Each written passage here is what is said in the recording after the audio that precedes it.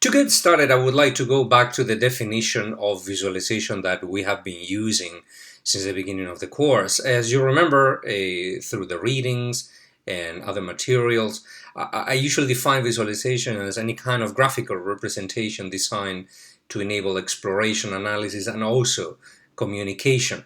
But we need to be aware that data visualization in particular was not originally thought of as a tool for communication as much as it was created as a tool for exploration and analysis. If you go to, for example, the literature in statistics, some classic books in the history of statistics, for example, John W. Tukey's Exploratory Data Analysis, which was published, I believe, in 78 or 79 or something like that.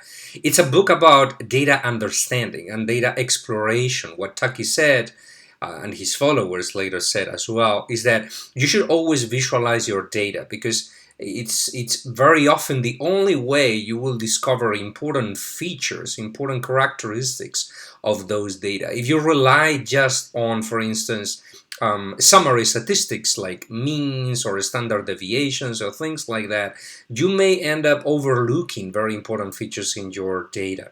Now, modern followers of this approach could be, for example, Stephen Few in many of the books that he has written about how to explore data visually using graphics of different kinds, in particular statistical graphs. And then a book that is about to be published called The Big Book of Dashboards. If it has not been published yet, it will be published really, really soon. All of them spread this idea of using data visualization, not just for communication or not even mainly for communication, but more for data understanding. One example that appears in much of the literature about data visualization for exploration and data discovery is called the Anscombe's Quartet, created by Francis Anscombe. There is a Wikipedia article about it if you want to read it. Now, the Francis Anscombe's Quartet is basically a series of data sets that share common features, common summary statistics. They have the same mean, they have the same variance, they have similar correlation coefficients, if not the same. But when you visualize them, take a look at them, you can see them on the screen right now. They look extremely different, right? Some of them look, the first one looks like a perfect correlation between the two, between variable x and variable y.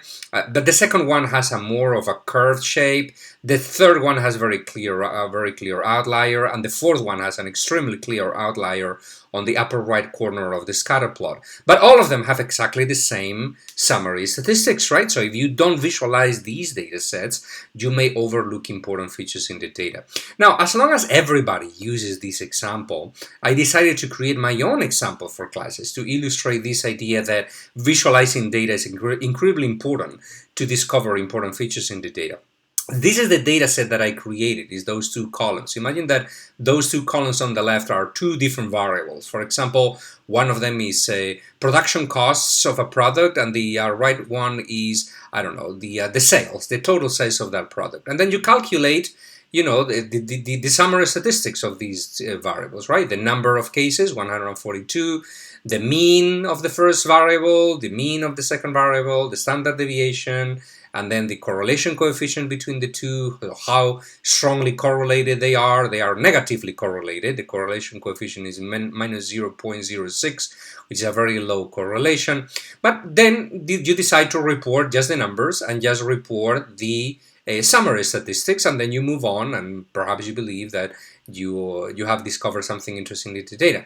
But unless that you visualize the data, you may not discover very important features in the data, the dinosaur that hides behind those numbers. Now, if you're interested, by the way, this is just an aside, interested in creating examples like these for classes to illustrate these principles, I would encourage you to visit this website called Draw My Data, created by British statistician Robert Grant. It's a wonderful website that begins showing you an empty scatter plot, and then you can start drawing dots on the scatter plot. And then what this website does is to return the actual data table, so you can download this data as a CSV and then use it for classes. And if you know how to draw a little bit, it's actually quite quite a delight to use because it allows you to basically draw anything with data and then download the data set. I once designed a cartoon of Donald Trump. I'm not going to attempt the same thing over here, but you can find it on my website if you want to see the cartoon of the Donald Trump. I should do another one about Hillary Clinton at some point and other politicians. But in any case, visualization enables you to see important features in the data.